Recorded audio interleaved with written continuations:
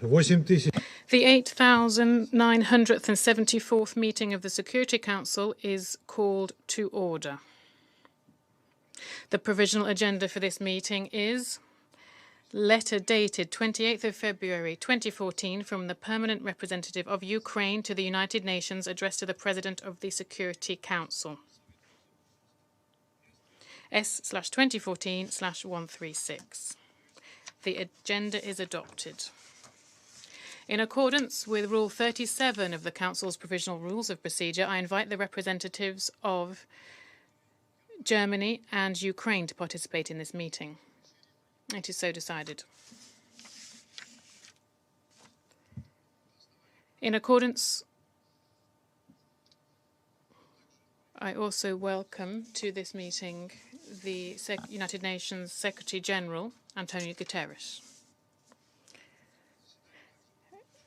And in accordance with Rule 39 of the Council's Provisional Rules of Procedure, I invite Ms. Rosemary DiCarlo and the Secretary General for Political and Peacebuilding Affairs to participate in this meeting. It is so decided.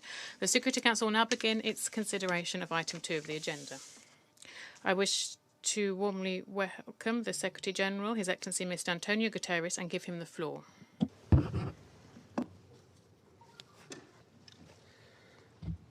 Thank you very much, Mr. President.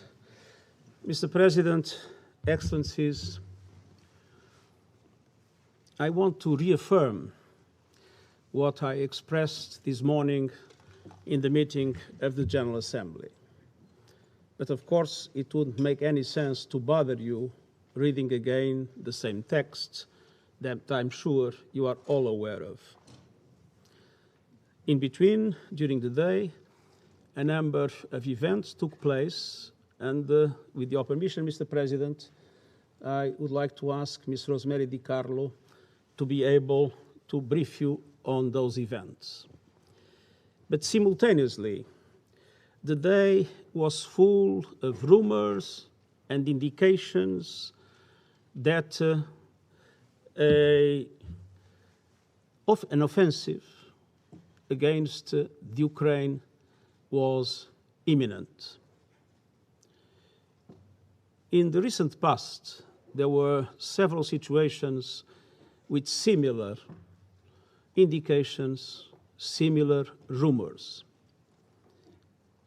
And I never believed in them, convinced that nothing serious would happen. I was wrong. And I would like not to be wrong again today. So, if indeed an operation is being prepared, I have only one thing to say from the bottom of my heart. President Putin, stop your troops from attacking the Ukraine. Give peace a chance. Too many people have already died. Thank you, Mr. President. I thank the Secretary General for his introductory remarks. And I now give the floor to Ms. Rosemary DiCarlo. Thank you, Mr. President. Earlier today, the so-called authorities of the Donetsk and Luhansk People's Republics requested military assistance from the Russian Federation. Also today, the Ukrainian authorities declared a nationwide state of emergency and announced other related defense and security measures, including the mobilization of reservists. Throughout the day, we've seen disturbing reports of continued heavy shelling across the contact line and civilian and military casualties. There are also reports of the repeated targeting of civilian infrastructure. This evening, different media are carrying reports of an ongoing large-scale military buildup and on military columns moving towards Ukraine. The Russian Federation has also reportedly shut airspace to civilian aircraft near the border with Ukraine. The United Nations cannot verify any of these reports, but if these developments were confirmed, they would greatly aggravate an already dangerous situation. The Ukrainian authorities are also reporting a new large-scale cyber attack targeting several state and financial institutions. Mr. President, President Zelensky earlier this evening called for continued diplomacy. Separately, President Putin also spoke about his continued readiness to engage in dialogue. We encourage such efforts, even at this late hour. UN staff remain on the ground to provide humanitarian assistance to the people of Ukraine. We are committed to staying and delivering. All parties must ensure their safety and security. Respect for international humanitarian law and international human rights law is also paramount. We cannot predict exactly what will happen in the coming hours and days in Ukraine. What is clear is the unacceptably high cost in human suffering and destruction of an escalation. The people of Ukraine want peace, and I'm certain the people of Russia want peace. We must do everything in our power to ensure that peace prevails. Thank you, Mr. President. I thank Ms. DiCarlo for her briefing, and I now give the floor to those council members who wish to make statements. I give the floor first to the representative of Albania. Thank you, Mr. President. Dear colleagues, this is the fourth time the Council is meeting on Ukraine in a matter of weeks. Every time we meet, reality on the ground confirms, bit by bit, what some of us have been anticipating. Russia has been saying one thing and doing its contrary. We were told troops were retreating when they only have increased. We were told to stop hysteria since troops were in Russian territory. No longer. They are invading a neighbor, unprovoked, with false pretexts, false narratives, and fabricated news. Every development unfolding in the last 48 hours confirms, to us and to the world, that Russian worries have nothing to do with its security, that its anxieties are not linked to NATO enlargement, that this issue is not a confrontation between Russia and the West. This is a confrontation between Russia and international law, the UN Charter that it deliberately has chosen to ignore, a confrontation between a hegemonistic vision and the rules-based world order. Dear colleagues, it's not about Russia's concern, it's about Russia's appetite. The Ukrainians are facing another aggression just because they dare to exist, because they have chosen to be independent, because they have opted for democracy. Dear colleagues, this is a dark hour not only for Ukraine, but for the entire international community as we witness with trepidation the progression of a pure act of aggression carefully planned and cold-bloodedly being executed. We called and hoped for a back down of the Russian Federation from this senseless, destructive, and self-destructive action. We repeat the same call for Russia to stop, to reflect, to reverse its illegal decisions, to withdraw from this senseless madness, to de-escalate, not to push towards precipice. Several mechanisms are in place and various proposals have been made, including by President Zelensky, whose calls remain unanswered. Diplomacy is like hope. It dies last. But for it to work, it must be seized, not ignored, as the Secretary General just called for here. We call on the fellow members of the Security Council to rally in support of Ukraine's sovereignty and territorial integrity. Russia has been warned repeatedly that they will be alone in this foolishness, that they will be responsible for the innocent lives lost, including Russians maybe, and for the destruction caused in the heart of Europe in the 21st century. If they choose to continue to execute their plans, as everything indicates, they will bear not only the consequences of the war, but also the historical blame and shame of invading a neighboring country when its responsibility as a big country, as a permanent member of the Security Council, calls for it to work and help preserve peace and security, not to torpedo it. We reiterate our support to Ukraine's sovereignty and territorial integrity within its internationally recognized borders and territorial waters. In concluding, I welcome the presence of the permanent representative of Ukraine to this meeting.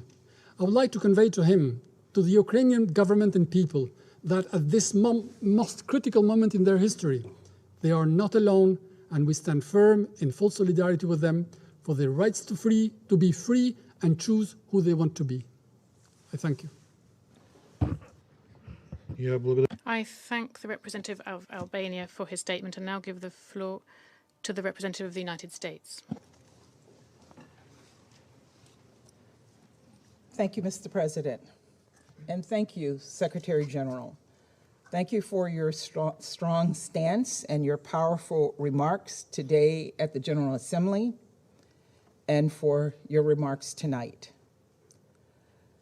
Colleagues, a few moments ago, I spoke to President Biden, who asked me to convey in the strongest possible terms his and our steadfast support for Ukraine and support for the urgent meeting this Council has convened tonight.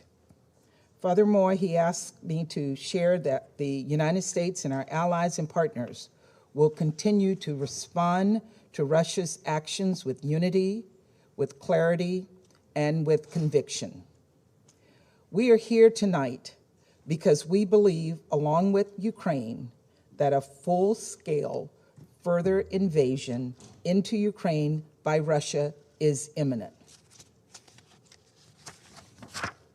Tonight, we're seeing the Russians close airspace, move troops into Donbass, and move forces into combat-ready positions. This is a perilous moment, and we're here for one reason and one reason only: to ask Russia to stop, return to your borders, send your troops and your tanks and your planes back to their barracks and hangars, and send your diplomats to the negotiating table. Back away from the brink before it is too late. Last week, the United States informed this Council and the world about what we expected to see unfold. We said that Russia would manufacture a pretext for an attack.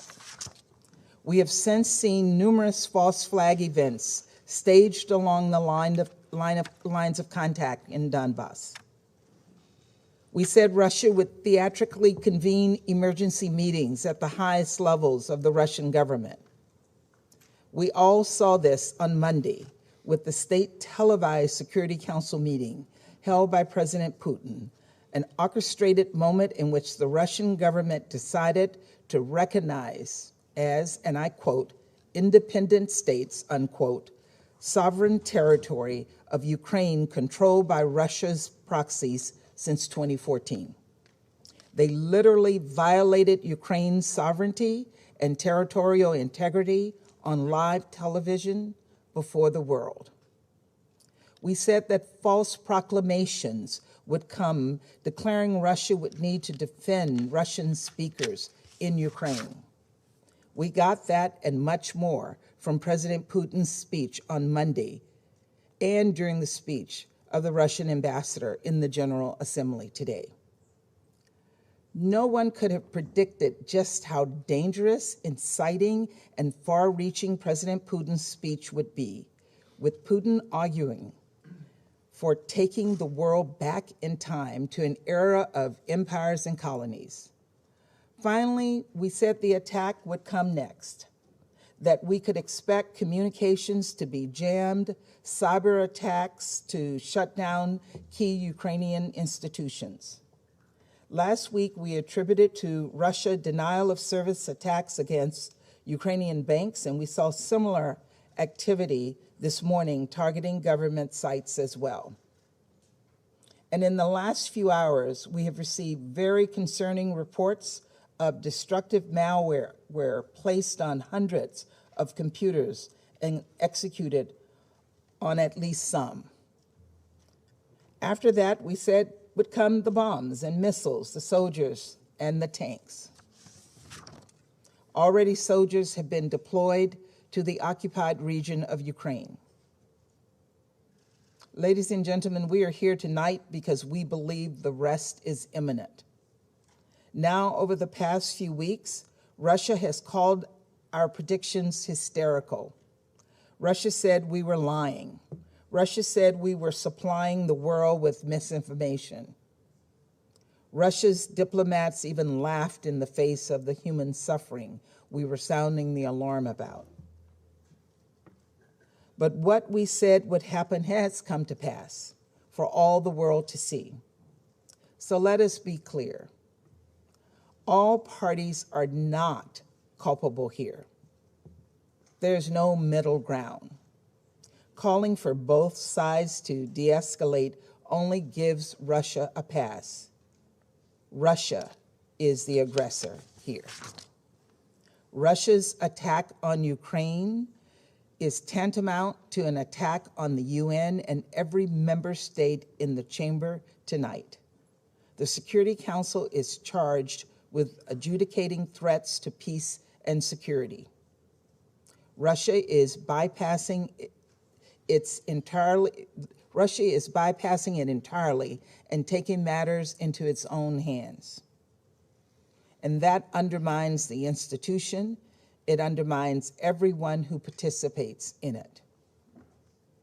The United States, Ukraine, its allies and partners across Europe, UN officials, every other member of this Security Council, we have all repeatedly implored Russia to engage at the diplomatic table. Those calls were not heard. Instead, tonight, Russia has brought its people, the Ukrainian people, and the world to the brink of a conflict that will produce an untold amount of human suffering. I said it in the General Assembly this morning, and I'll say it again tonight. Everyday Russians should be asking themselves right now, how many Russian lives Putin will sacrifice for his cynical ambitions. Responsible members of this Security Council will stand together, and we will stand with Ukraine. And we will do so despite a reckless, irresponsible, permanent member of the Security Council abusing its powers to attack its neighbor and subvert the UN and our international system. This morning in the General Assembly, we saw dozens of leaders from across the globe stand up to defend the UN Charter and Ukraine against Russia's brazen attacks. We were proud to stand with them. Today, I had the opportunity to meet with Ukrainian Foreign Minister Kuleba. And many of you were in the General Assembly Hall this morning when Foreign Minister Kuleba received enthusiastic and overwhelming applause after his remarks. Since he could not be here this evening, I would like to conclude by echoing his words. This morning, he warned us all that, quote, no one will be able to sit out this crisis if President Putin decides that he can move forward with this aggression against Ukraine. Your governments and your people will face painful consequences together with our government and our people, unquote. He is right. History tells us that. And we must confront this threat head on in this council, in the UN, and in our capitals. The people of Ukraine are counting on us. Let's not let them down. Thank you, Mr. President. I thank the representative of the United States for her statement, and I now give the floor to the representative of the United Kingdom. Mr. President, I thank the Secretary-General and Under-Secretary-General Di Carlo for their remarks. We are here tonight to call on Russia to avert war. For months, Russia has been holding a gun to Ukraine's head. Now, President Putin's finger is on the trigger. A full-scale conflict in a country of 44 million people will bring immense suffering, casualties on both sides, and devastating humanitarian consequences. The members of this Council, the General Assembly, and the Secretary-General have all called this week for respect for the principles of the UN Charter. The world is calling for peace, but Russia is not listening. Mr. President, make no mistake, the UK will not compromise. We will not compromise our commitment to Ukraine's sovereignty and territorial integrity, our support for peace, prosperity, and the democratic freedom of the people of Ukraine. We will not compromise our commitment to the purpose and principles of the UN Charter. Above all, the founding principle of this United Nations, that we live together in peace with one another as good neighbours. Russia's actions are an assault on the Charter. And we will not compromise our commitment to a search for peace. We're here for the second time this week in the Council. My Prime Minister and Foreign and Defence Secretaries have been unsparing in their diplomatic efforts. But we have also announced a significant further sanction step against Russia with our allies, a package targeted against some of the Russian oligarchs, banks, and politicians supporting President Putin. And we will ratchet up economic consequences should Russia continue its aggression. There is still time for restraint, reason, and de-escalation. But that time is now. Thank you. I thank the representative of the United Kingdom for her statement, and I now give the floor to the representative of France. Monsieur le Président, President, I thank the Secretary General for his engagement and for his call, which France fully supports. As we speak, Russia is on the verge of provoking chaos in Ukraine and striking an unjustifiable blow to peace and security in the heart of Europe. For several months, the President of the Russian Federation has patiently prepared the means for a major offensive against Ukraine. He has massed soldiers and gathered weapons at an unprecedented level since the end of the Second World War. He has incited violence through lies and disinformation. He has denied even the legitimacy of the Ukrainian state. He has attacked sovereignty and the integrity of Ukraine by recognizing the independence of portions of Ukrainian territory. Faced with this strategy of threats and destabilization, Ukraine has demonstrated admirable restraint. It did not resort to violence despite Russian provocation. I wish to reiterate our solidarity with the people of Ukraine, as President Macron reminded his Ukrainian counterpart a few hours ago. Faced with this strategy of disorder and confrontation, the leaders of Europe and the United States showed their unity and redoubled their efforts to propose a diplomatic outcome. President Macron, together with Chancellor Scholz and many partners, have all done their part. They have demonstrated their availability to build with Russia a renewed security architecture for Europe.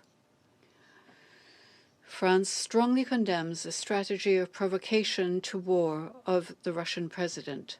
We hear the call of the Ukrainian people, conveyed by President Zelensky in his address to the Russian nation a few hours ago. Ukrainians want peace. They want a relationship of good neighborliness with Russia, mirroring the family and personal relationships which bind to so many Russians and Ukrainians. The international community, Mr. President, has made its voice heard, its united voice, today at the General Assembly. It is out of respect of the Charter of the United Nations, the peaceful settlement of disputes, that of diplomacy. It echoes the clear declarations of the Secretary General. Once again, we call on the Russian Federation to follow this path, to draw back on its decision to recognize separatist entities of eastern Ukraine and to call its soldiers back. We call each of the members of this council to act responsibly and to resolutely support all initiatives to prevent and put an end to violations of the Charter of the United Nations. If Russia confirms that its choice is war, it will have to take all of the responsibility and pay the price. Thank you. I thank the representative of France for his statement, and I now give the floor to the representative of Ireland. Thank you, Mr. President, and I'd like to thank the Secretary General and Under Secretary General De Carlo for their very sobering remarks at the beginning of our meeting. Mr. President, tonight as we gather at this table, we are staring into the abyss of a major conflict in Europe, a conflict that would have major global implications. Tonight, the core principles of this United Nations, in which we believe, are under attack. In Ireland, we know the importance of the rules-based international order. We know the importance of respecting the voice and integrity of all countries, big or small. Most fundamentally, we know the value of peace. We believe that one state threatening and using lethal force against another to get its way or to expand its territory is no solution. Ireland has a deep understanding, informed by our history, that dialogue and respect resolve disputes. Tonight, this drives our solidarity with Ukraine. It is our collective responsibility, indeed our obligation here at this table, to maintain international peace and security, nothing less. That means we stand up for the sovereignty and territorial integrity of every member state of the United Nations. Let's be clear, the internationally recognized borders of Ukraine have not changed. The decision by Russia to recognize as independent entities the non-government controlled areas of Donetsk and Luhansk regions of Ukraine does not change those borders one iota. They did not change in 2014, and they have not changed this week. We urge the Russian Federation to reverse this decision immediately. We urge the Russian Federation to refrain from further escalatory unilateral actions which can only serve to further deepen this crisis. Tonight, the path for diplomacy, the path for dialogue that we have called on for so long is perilously narrow. The principles of the UN Charter we hold dear have already been breached. These principles now risk being further violated. This is the time to show courage, the courage and the time now to pull back from the precipice, the time to return to dialogue and to diplomacy. The use of military aggression has no place in our modern world. Have we learned absolutely nothing from our history? These United Nations rose from the ashes of 2 world wars. The senseless destruction of that era was born of a belief that military might makes right. This philosophy, applied with modern weaponry, would unleash devastation and human suffering, affecting millions of innocent people. Tonight, we stand with the people of Ukraine. Tonight, we stand with the UN Charter.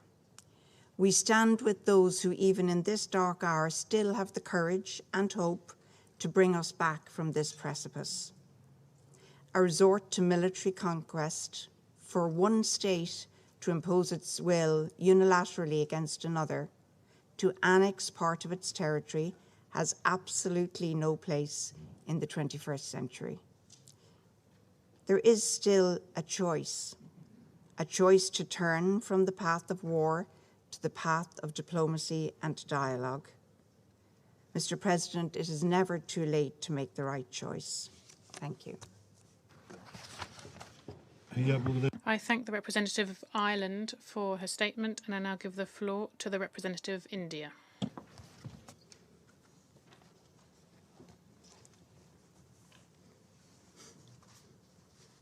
Thank you, Mr. President.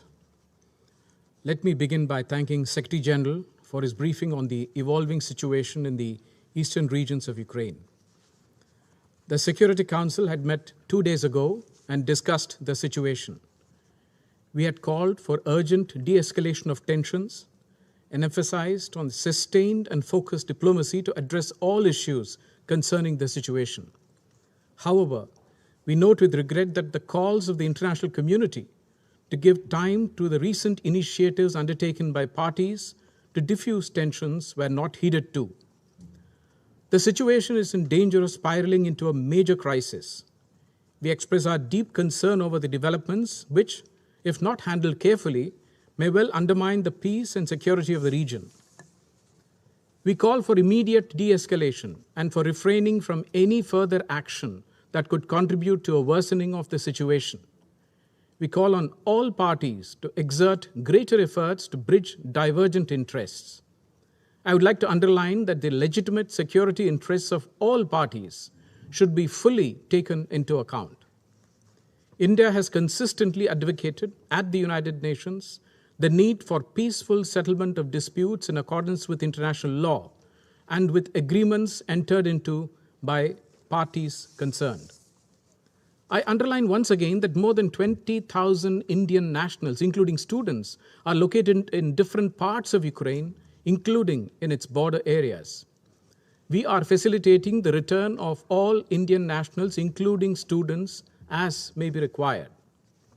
We believe that the solution lies in sustained diplomatic dialogue between the concerned parties. In the meantime, we strongly emphasize the vital need for all sides to maintain international peace and security by exercising the utmost restraint. I thank you. I thank the representative of India for his statement, and I now give the floor to the representative of the United Arab Emirates. سيد الرئيس، أود بداية أن أشكر الأمين العام ووكيلة الأمين العام على مداخلاتهما. اجتماعنا هذا هو الاجتماع الرابع الذي يعقده مجلس. Mr. President, this is the 4th meeting held by the Council on Ukraine in this month. In light of the recent developments,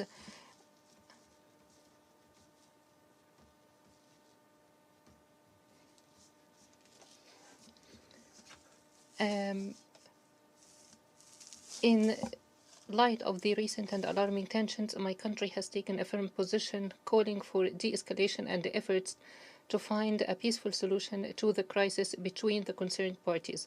In this context, we would like to point out the following. First, we affirm the importance of engaging in dialogue in good faith while intensifying diplomatic efforts at all levels to support the opportunities of peace on the basis of international law. We reiterate the Minsk agreements still constitute a good basis for reaching a peaceful solution to the crisis and maintaining regional and international security and stability. Second, we stress the importance of adherence to the principles of international law and the Charter of the United Nations, particularly in settling international disputes through peaceful means and respecting the sovereignty, independence, territorial integrity of states. Adherence to these principles and compliance with the Charter of the United Nations constitute a central pillar in finding a sustainable and peaceful solution to the current crisis. Third, we reiterate that the crisis in eastern Ukraine could exacerbate the critical conditions of the civilians. Furthermore, there are obstacles to the delivery of humanitarian assistance to some of those in need, even before the recent tensions arise, particularly in the areas near the contact line in eastern Ukraine. Any further escalation could worsen the humanitarian situation for a larger number of civilians. We therefore emphasize the importance of de-escalation and ceasefire. In this regard, we urge all parties not to obstruct the access to humanitarian aid or the movement of civilians in conflict areas, in accordance with their obligations under international law. Finally, Mr. President, the UAE reiterates the importance of de-escalation, constructive dialogue, and to continue efforts to reach peaceful solutions consistent with international law and the Charter of the United Nations. Thank you. I thank the representative of the United Arab Emirates, and I now give the floor to the representative of Norway.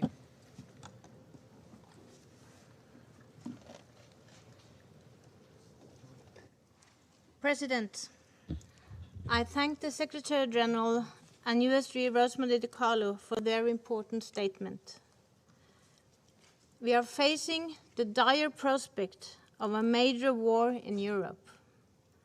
Norway strongly condemns the decision by President Putin to send Russian troops into Donetsk and Luhansk regions and the latest announcements of special military operation. These decisions are unjustified, unprovoked, and irresponsible.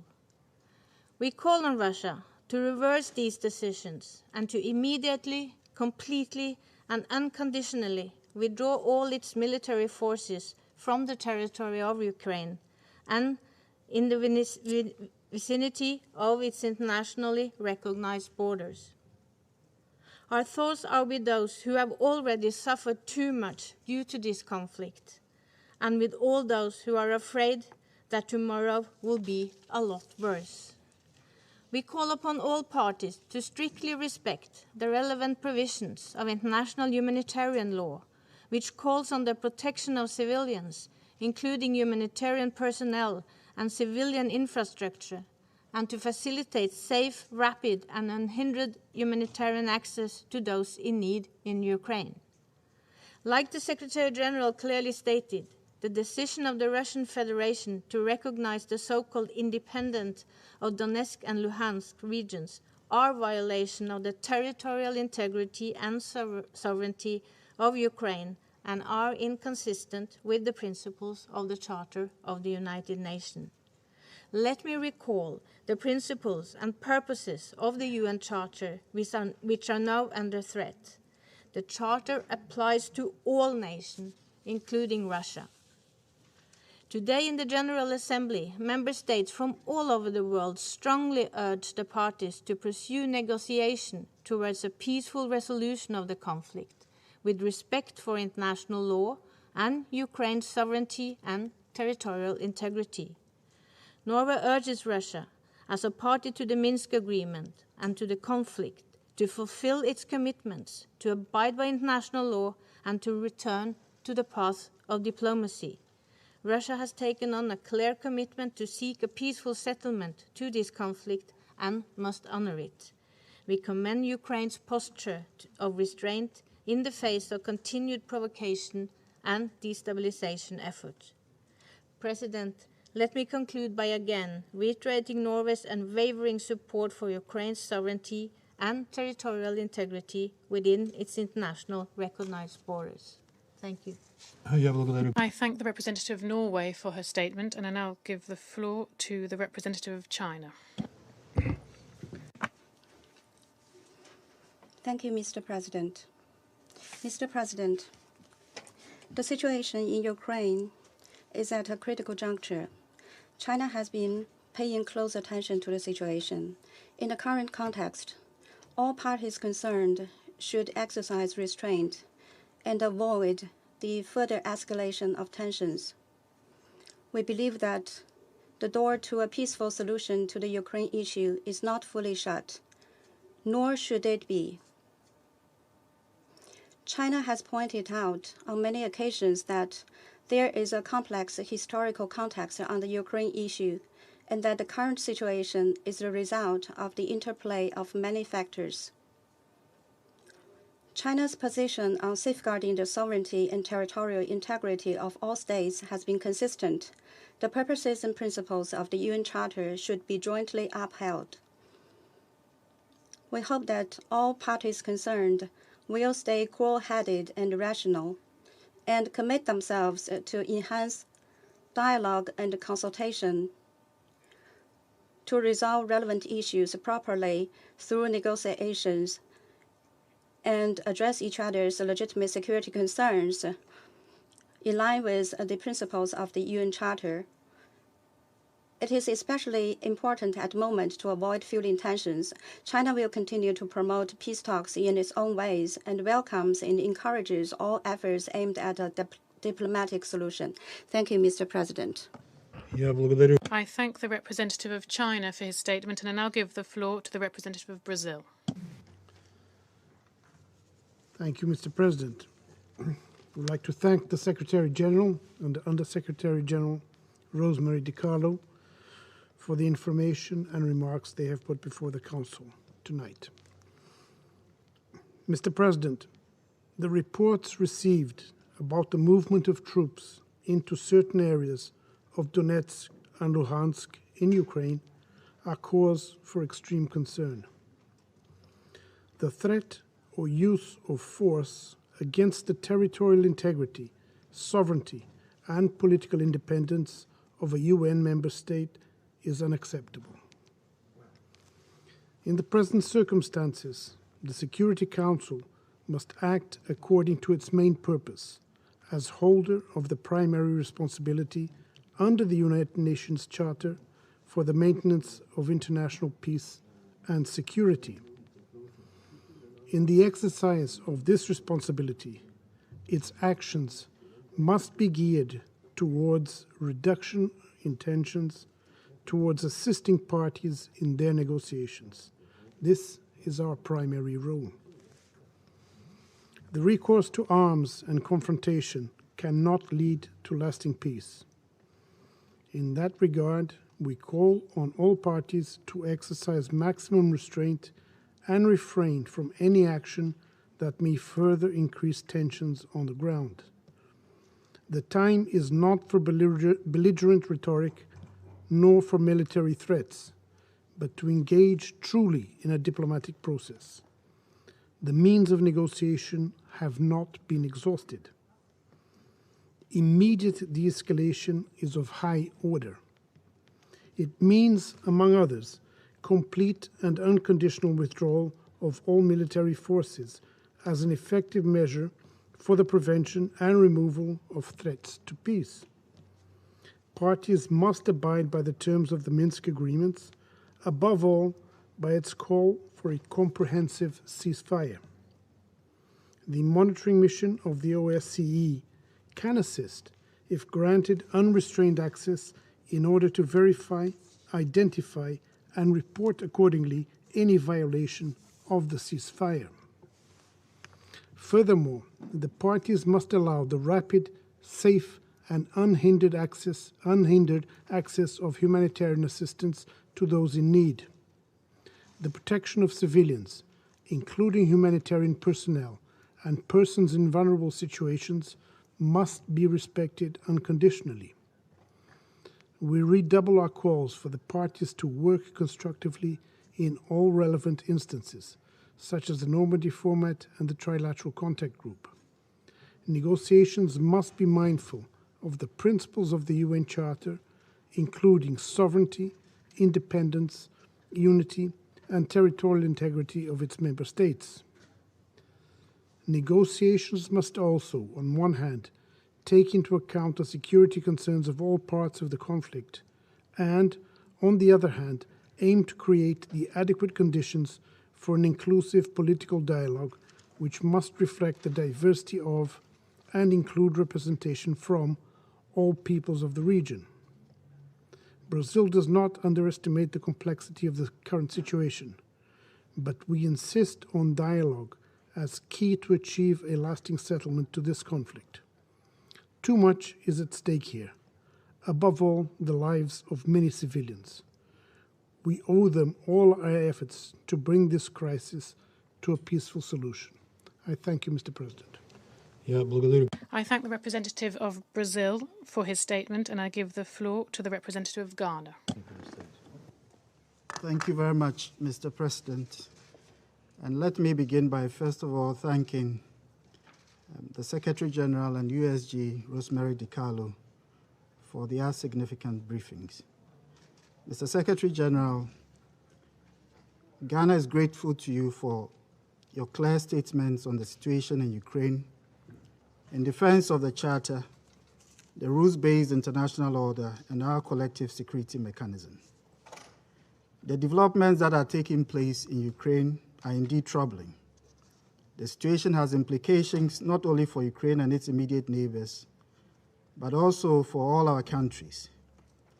Security is indivisible, and the insecurity of one is the insecurity of all. As we indicated in our statement to the Council on Monday night, Ghana deeply regrets the decision of the Russian Federation to unilaterally recognize the non-government controlled regions of Ukraine and to send troops into those regions. We are also deeply concerned by the implications of those decisions, which suggest that the Russian Federation has turned its back on the Minsk agreements and the path of dialogue required to address any concerns it may have over the implementation of the agreements and related security concerns. We have, however, read in reports this morning the statement attributed to the President of the Russian Federation that his country was always open to diplomacy. We urge that that avowed commitment to diplomacy that the Russian Federation has alluded to should be backed by present actions that de-escalate the situation on the ground and permit an atmosphere for dialogue. We note with concern the risk that an escalation of the situation in Ukraine holds for global peace and security, and stress that those that choose the path of conflict rather than peace bear the consequences of their actions. We are concerned by reports of the commencement of hybrid warfare against Ukraine, especially attempts of cyber attacks against some of its critical infrastructure.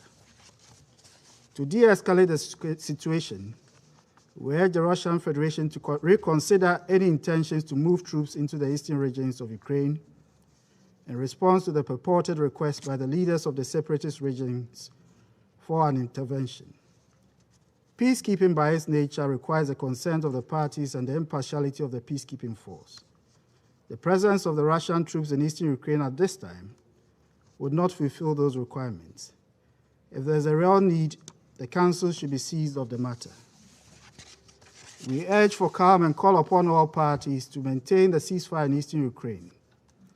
We are particularly concerned by the high intensity of violations of the ceasefire in recent days and its consequences on the civilian populations in the Donbas region. We remind all parties of the need to respect international law and international humanitarian law and urge the parties to guarantee unimpeded access for humanitarian assistance in both government and non-government controlled areas.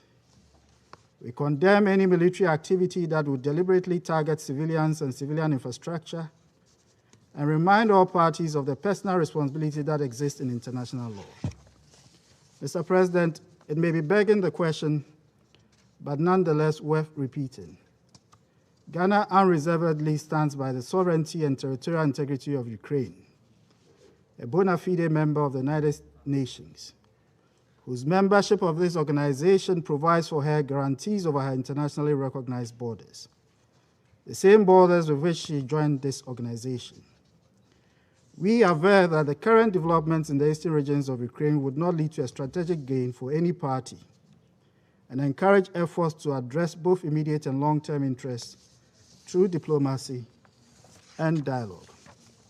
As called for by the preamble of the Charter, we remind all parties to practice tolerance and live together in peace with one another as good neighbors. Finally, we take this opportunity to urge all member states to exercise restraints on the respective unsettled but accepted situations across the globe and to uphold the collective security mechanism established through the Charter of the United Nations. Any differences that exist in international relations must be adjusted by peaceful and legal means. I thank you very much for your kind attention, Mr. President.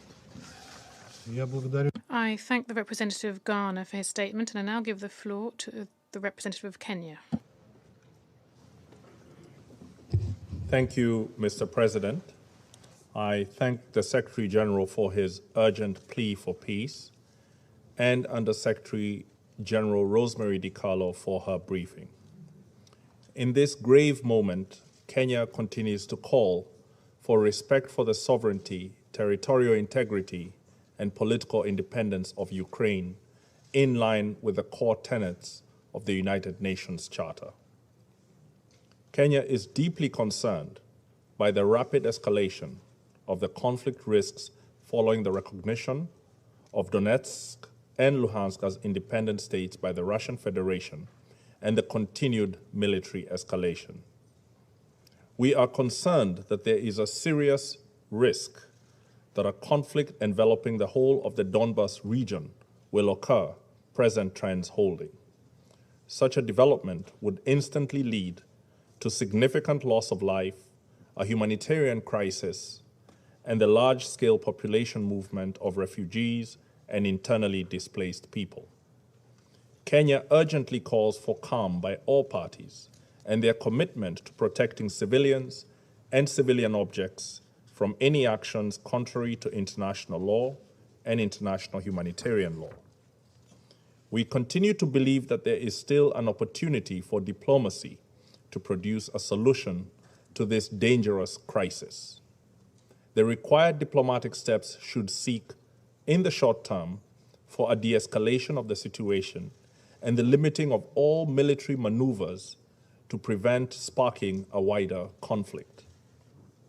For this to happen, there must also be a stated commitment to negotiations between NATO and the Russian Federation in the middle and long term. Such a commitment will need the vision to design a viable security architecture for Europe that protects the sovereignty, territorial integrity, and political independence of Ukraine and other states, while being sensitive to the concerns of all relevant parties. Mr. President, we want to believe that this chamber, in light of its storied past, retains the wisdom and wherewithal to prevent a catastrophic war. We have confidence that the United Nations Charter, embraced as a whole, protects Ukraine and all countries, not only those with modest military means, but also the world's nuclear powers. When we consider the recent past of wars undertaken by choice, and when the Charter and international law were breached, eventually the safety and security of all parties was tragically undermined. Mr. President, the membership of this chamber was fundamentally shaped by the states that emerged victorious from World War II. In doing so, the Charter bestowed on them a special responsibility that reflected the sacrifices they had made to defeat a unique evil to mankind. We believe that the leaders who designed today's multilateral system were profoundly humbled by the catastrophic war they had survived, so much so that they were inspired to erect the sovereign equality of states as a central pillar of our United Nations.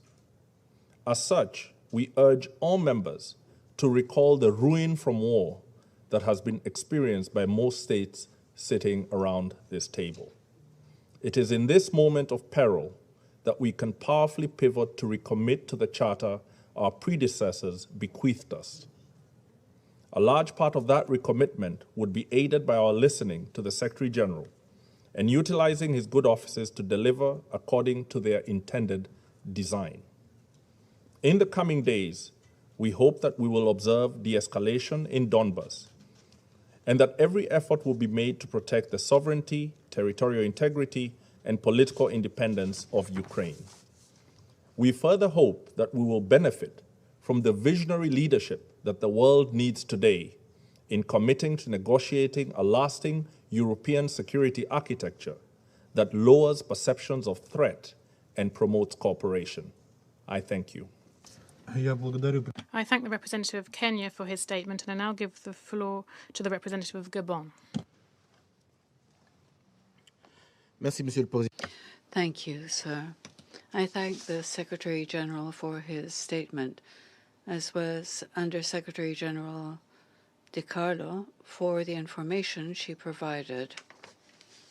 Sir, this is the fourth time in 3 weeks that this Council is meeting to discuss the situation in Ukraine. We are meeting this evening 48 hours after our latest meeting on the subject because the territorial integrity and the national sovereignty of Ukraine have been attacked. We are meeting this evening because men, women, and children are caught in murderous violence in eastern Ukraine, leading to a massive exodus which imperils their dignity and safety. We meet this evening because, once again, the specter of a war with redoubtable consequences hangs over an entire region, and because we fear an imminent invasion of Ukraine.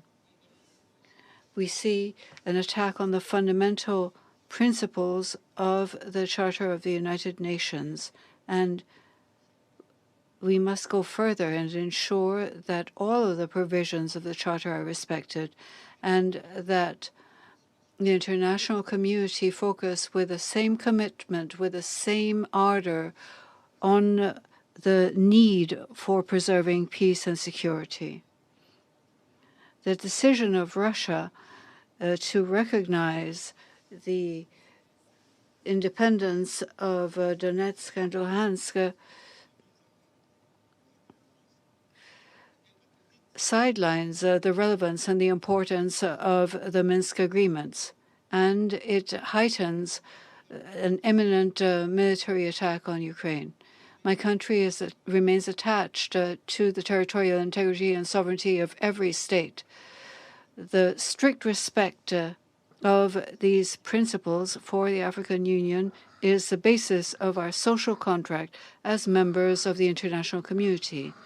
We are persuaded that intense diplomatic activity of recent weeks will lead to the prevalence of the logic of dialogue over that of confrontation and will contribute to avoiding the irreparable. 8 years ago, Mr. President, in a context similar to that which brings us together today, 2 member states of the General Assembly abstained, while the same fundamental principles of the Charter of the United Nations that bring us together today were violated. This refusal to align themselves not very long ago translates a lack of understanding, perhaps, of the international community, of the persistence of zones of influence which we thought had been overcome after the end of colonization. Unfortunately, this terrible reality remains in several regions of the world, in Asia and Africa, and today in Europe once again. This Council must guarantee the fundamental principles of the Charter. It must ensure the respect of national sovereignty and territorial integrity. We call for an immediate ceasefire and de-escalation, as well as a sense of responsibility by giving priority to the peaceful settlement of conflicts in accordance with the Charter And we call for protection of civilians and civilian infrastructure and refraining from any action that could create an obstacle for the provision of humanitarian assistance to the populations who so sorely need it. I wish to conclude by reiterating my country's attachment to a rules-based international order, one which is based on the rule of law, not on the law that the strongest will prevail. Thank you very much, sir. I thank the representative of Gabon for his statement, and I now give the floor to the representative of Mexico. Muchas gracias. Thank you very much, Mr. President. My country is grateful for the presence and the call of the Secretary General in this chamber, and we thank him for being here. We also thank Ms. DiCarlo for her briefing. Mexico deplores the fact that despite widespread calls from the international community, tensions around Ukraine, instead of having decreased, have increased. For this reason, we see ourselves obliged to meet once again in this chamber. We all, as member states, having ratified the Charter of the United Nations, committed ourselves to respecting the sovereignty, political independence, and territorial integrity of states. We, members of the Security Council, have the first responsibility for the maintenance of peace and international security. This creates the obligation to guarantee that the Security Council can perform its mandate and ensure the respect for the Charter of the United Nations. Mexico supports all of the Secretary General's statements and calls on parties to avail themselves of the good offices which the Secretary General has offered. The President of Mexico declared just this morning that we will not accept the invasion of one country by another, since it is against international law. We recall once again that Russia, a few days ago, in this very chamber, before the international community, made an emphatic declaration that it would not invade Ukraine. The sending of a special mission runs counter to this statement. If there were an invasion, this would be an act of aggression in accordance with Resolution 3314 of the General Assembly. We will not waver in our call for détente, diplomacy, and dialogue. A diplomatic solution is the only way of drawing away from the precipice, which would be a war in Europe. Thank you very much, sir. I thank the representative of Mexico for her statement, and I shall now make a statement in my capacity as the representative of the Russian Federation. Colleagues, today we've had an intensive day from the point of view of discussions of the Ukrainian crisis. I won't repeat what I said this morning at the General Assembly. I can only state with regret that taking stock of the day, our signals to Kiev about the need to stop provocations against Lugansk and Donetsk People's Republics were not heeded. It would appear that our Ukrainian colleagues, who recently have been actively armed and egged on by a host of states, are still harbouring the illusion that, with the benediction of their Western sponsors, they will be able to achieve a military solution to the problem in the Donbass. Otherwise, it is difficult to explain the substantial intensification of shelling and acts of diversion on the territory of these republics. The Special Monitoring Mission of the OSCE recorded today almost 2,000 cases of violations of the ceasefire regime, including almost 1,500 explosions. Those living in Donetsk and Lugansk still sheltering in basements. The refugees are still flowing into Russia. In a word, the nature of the provocation by the Ukrainian military has not changed. You don't want to notice this, repeating the Ukrainian fairy tales that those living in Donetsk are all but shelling themselves. It is no surprise that the increasing suffering of those living in the Donbass does not seem to affect our Western colleagues. Through the whole day of debate today at the General Assembly, you haven't been able to find one word of compassion or condolences. It is as if these 4 million people for you simply don't exist. Would like to recall that the principle of sovereignty and territorial equality of states and territorial integrity of states, in violation of which we are being accused of violating in Ukraine today. According to the Declaration on the Principles of International Law pertaining to friendly relations between peoples, adopted in 1970, this should be fully complied with as regards states who, and I quote, conduct themselves in compliance with the principle of equal rights and self-determination of peoples, and thus possessed of a government representing the whole people without distinction of race, creed, or colour, the whole people living in that territory. End of quote. Today's government in Ukraine simply is not that. And the tragedy in Ukraine started indeed after the illegal coup in Maidan in 2014, when, rather than dialogue with the Russian-speaking citizens of Ukraine, the new authorities brandished guns and airplanes at them. The information and testimony to this end is more than sufficient. However, our Western colleagues prefer not to notice this. We tried yesterday and today, before yesterday, to explain to you the logic of the decision made by Russia to recognize the LPR and DPR, and we focused on the need to ensure peace and security there. However, you didn't want to hear this, and you don't want to hear it now. For you, those living in the Donbass are simply pawns in a geopolitical game focused on weakening Russia and promoting the bloc from NATO to its borders. For us, these people are women, children, the elderly, who for 8 years have been cowering from Ukraine's shelling and provocations. For us, these are Ukraine people and not the Maidan authorities. In this is the difference in our approaches. If you do not change the geopolitical lens, you will never understand us. Then, on those on whose behalf this decision I mentioned was made, who you've not even thought about for over these 8 years, simply calling them pro-Russian separatists and terrorists. Those people are the most important for us. I'd like to say once again that the root of today's crisis around Ukraine is the actions of Ukraine itself, who for many years were sabotaging its obligations under the Minsk package of measures.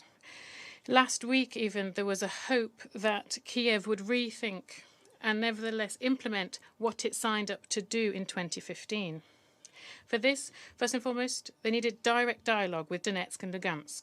However, further confirmation that Ukraine is not ready for this type of dialogue and steps to grant Donbass special status as set forth in the Minsk agreements, while us, with the support of this position from Western backers, finally convinced us that we simply cannot force those living in the Donbass to suffer more. Inasmuch as I already said, the Ukrainian provocation against those in Donbass not only has not stopped, but has intensified, the leaders of the LPR and the DPR turned to us with a request to provide military support in line with bilateral cooperation agreements as agreed at the same time as they were recognition. This is a logical step, which is a consequence of the actions of the Ukrainian regime. During this meeting, the President of Russia, Putin, spoke with and said that he made a decision for a special military operation in the Donbass. We don't know all the details today, but briefly I would like to inform you that from his statement, it says that the occupation of Ukraine is not in our plans. The aim of this special operation is to protect the people who, for over 8 years, have been suffering genocide from the Kiev regime. And for this, we will aim to demilitarize and de-genocide in Ukraine, and also support those and hold accountable those who carried out so many crimes against civilians, including citizens of the Russian Federation. This decision was made in line with Article 51 of the UN Charter and the sanction of the Russian Federation and fulfilling the agreement on and recognition of the LPR and DPR.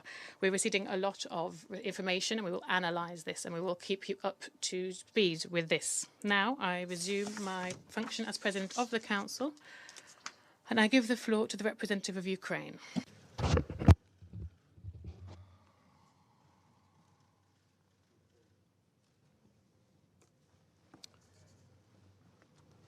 Well, distinguished members of the Security Council, Secretary General, Undersecretary. Before I try to deliver parts of the statement that I came here with tonight, most of it is already useless since 10 p.m. New York time. I would like to cite Article 4 of the UN Charter. And it says, membership in the United Nations is open to all other peace-loving states which accept the obligations contained in the present Charter and in the judgment of the organization are able and willing to carry out these obligations.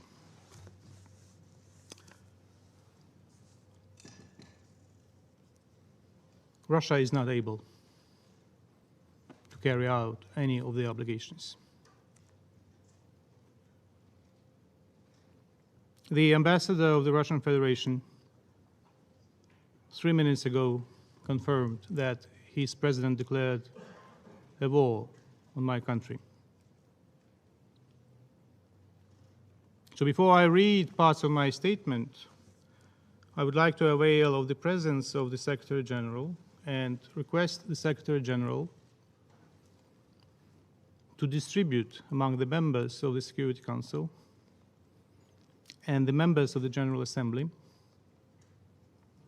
the legal memos by the Legal Council of the United Nations dated December 1991,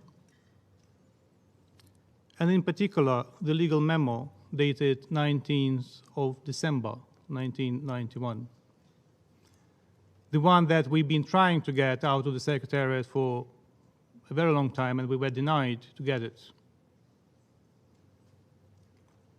The Article 4, Paragraph 2 of the Charter reads,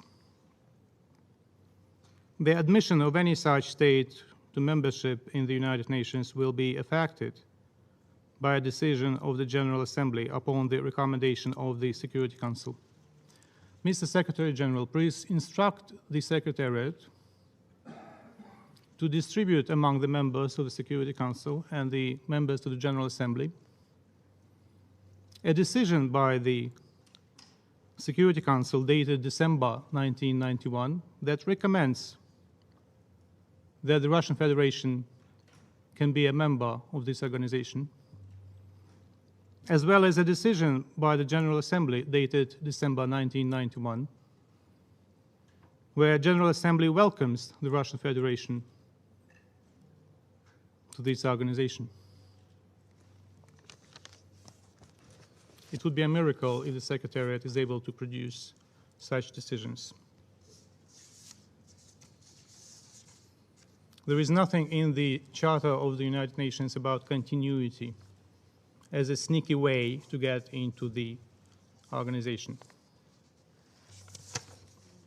So when I was coming here an hour ago or so,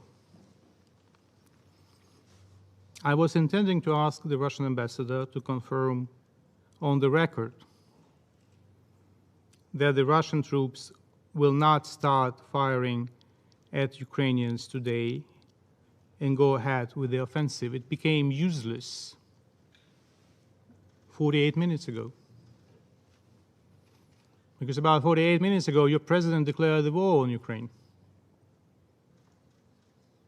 So now I would like to ask the ambassador of the Russian Federation to say on the record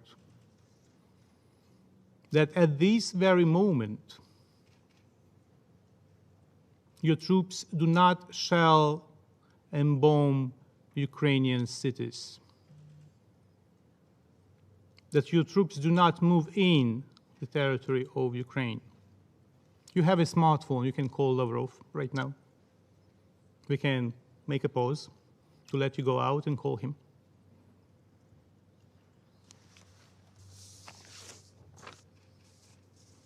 If you are not in a position to give an affirmative answer, the Russian Federation ought to relinquish responsibilities of the President of the Security Council, pass these responsibilities on to a legitimate member of the Security Council, a member that is respectful of the Charter, and I ask the members of the Security Council to convene an emergency meeting immediately and consider all necessary draft decisions to stop the war. Because it's too late, my dear colleagues, to speak about de-escalation. Too late. The Russian president declared the war on the record. Should I play the video of your president? Ambassador, shall I do that right now, or you can't confirm it? Do not interrupt me, please. Thank you. Then don't ask me questions when you are speaking. Proceed with your statement. Anyway, you declared the war. It is the responsibility of this body to stop the war. So I call on every one of you to do everything possible to stop the war. Or should I play the video with your president declaring the war? Thank you very much. Again, I must say that I thank the representative of Ukraine for his statement, and the questions, I wasn't planning to answer them because I've already said all I know at this point. Waking up Minister Lavrov at this time is not something I plan to do. You said the information that we have will be something we provide. And this isn't called a war, this is called a special military operation in the Donbass. I now give the floor to the representative of Germany. Mr. President, we meet at the very moment of a military escalation we have not experienced in Europe for over a generation's time. The President of the Russian Federation announced a military operation on Ukrainian territory. We condemn this in the strongest possible terms. And we call upon all members of the Security Council and the United Nations to now stand up for Ukraine and against a shameless breach of international law. 2 days ago, Russia's decision to recognize the self-proclaimed so-called People's Republics of Donetsk and Luhansk was harshly rejected in this Council. It had already dealt a devastating blow to the principles and the international order that the United Nations stand for.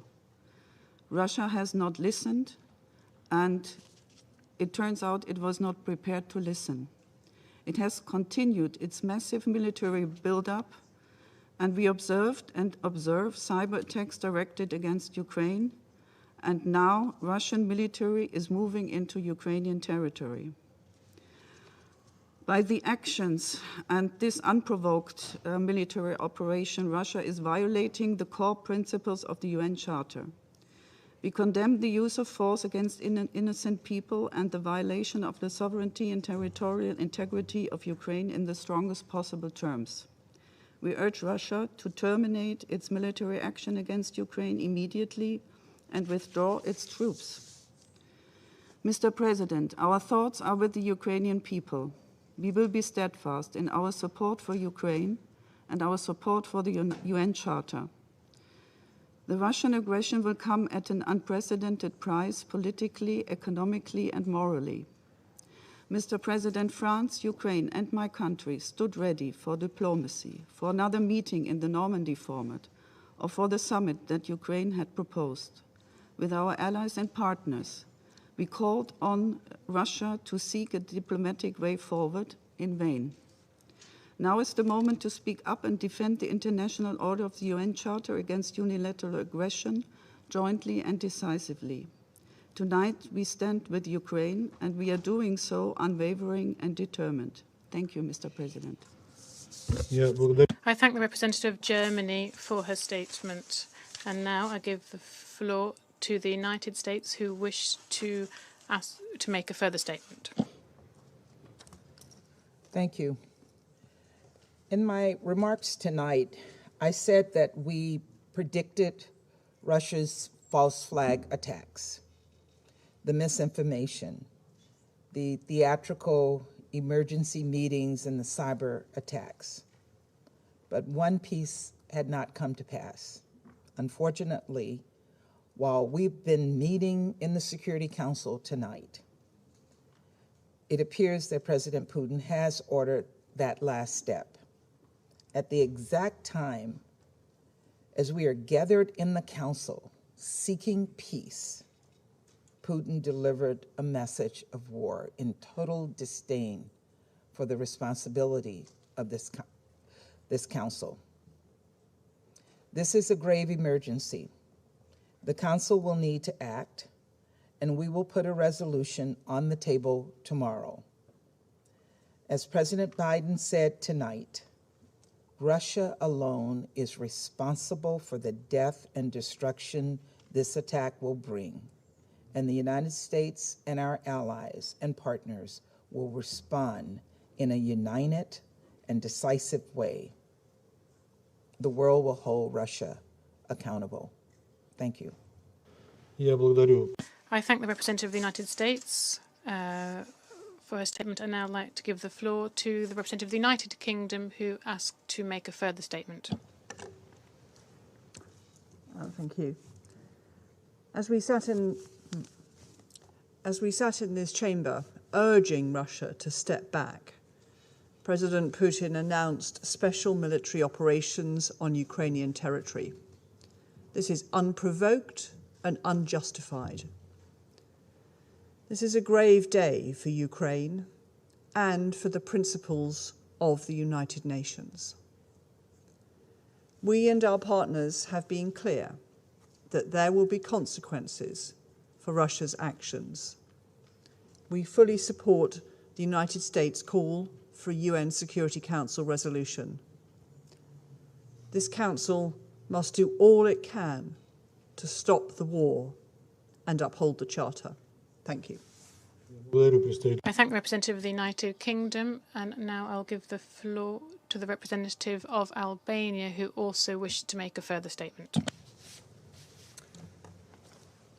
Dear colleagues, we could not end this meeting that what we had feared and anticipated since days is happening. Explosions are reported in Kiev and in several other cities in Ukraine. Masks are finally down and tanks are in. As we speak, Russia is implementing its plan and attacking a neighbor to whom it has decided to deny existence, freedom, the land, dignity, and life. We call on all the members of the United Nations to rally in support of Ukraine's sovereignty and territorial integrity, to stand with Ukraine and its people, to condemn firmly and unequivocally this aggression, to stand for peace, for rules, for international law, and take whatever measures they deem necessary to show the aggressor that its actions will bear consequences. Let me reiterate, Russia will be held responsible for the consequences of an unprovoked war, for the loss of human lives, for causing unbearable human pain, and for opting for destruction when we need development, for bringing death where we aspire for need, for hope, for choosing to become an outlaw when we need cooperation. Russia will bear historical blame and shame and the consequences of invading a neighboring country and attempting to destroy European security. Let's unite and make sure it will not succeed. Thank you. I thank the representative of Albania, and I now give the floor to the representative of France for a further statement. Mr. President, at the time when we were in an emergency meeting to try to prevent the worst and from war breaking out, we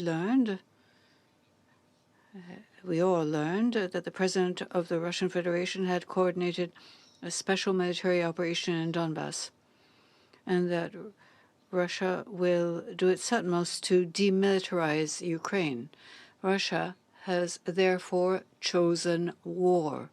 France condemns, in the strongest possible terms, the initiation of these operations. This decision, announced at the very moment when the Council was meeting, shows the disdain that Russia has for international law and for the United Nations. Russia must be accountable to the Security Council. For this reason, France will join its partners in this council, and in the hours to come, will prepare a resolution condemning the war conducted by Russia. We call on all members of this council to support us. Under these tragic circumstances, we call on the Russian Federation to respect international humanitarian law, no matter what the circumstances. We call for the protection and respect of all civilians, including particularly vulnerable persons, women, children, and humanitarian personnel. Thank you, sir. I thank the representative of France, and I give the floor now to the representative of Ireland to make a further statement. Thank you, Mr. President. When I spoke earlier, I said that the path for diplomacy and the path for dialogue was perilously narrow, and I didn't realise, in fact, how narrow and indeed how close to the precipice we really were just over an hour ago. We now see that that path has been closed by the announcement of military aggression on the part of the Russian Federation against Ukraine. That is something that we roundly condemn. We stand with the people of Ukraine tonight, with every man, woman and child who is seeing this news as we did, as we sat here in the chamber, and whose lives are at risk. We believe it is now time indeed for this council to stand up and assume its responsibility and to speak out in the strongest possible terms about this act of aggression. Thank you, Mr. President. I thank the representative of Ireland, and I now give the floor to the representative of Ukraine to make a further statement.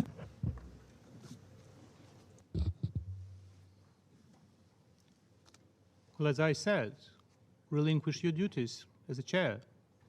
Call Putin, call Lavrov to stop aggression.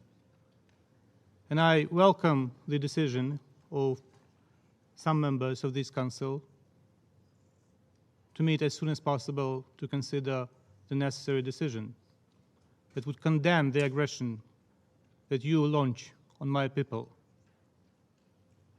There is no purgatory for war criminals. They go straight to hell, Ambassador. I wanted to say in conclusion that we aren't being aggressive against the Ukrainian people, but against the junta that is in power in Kiev. There are no more speakers on the list. This meeting is adjourned.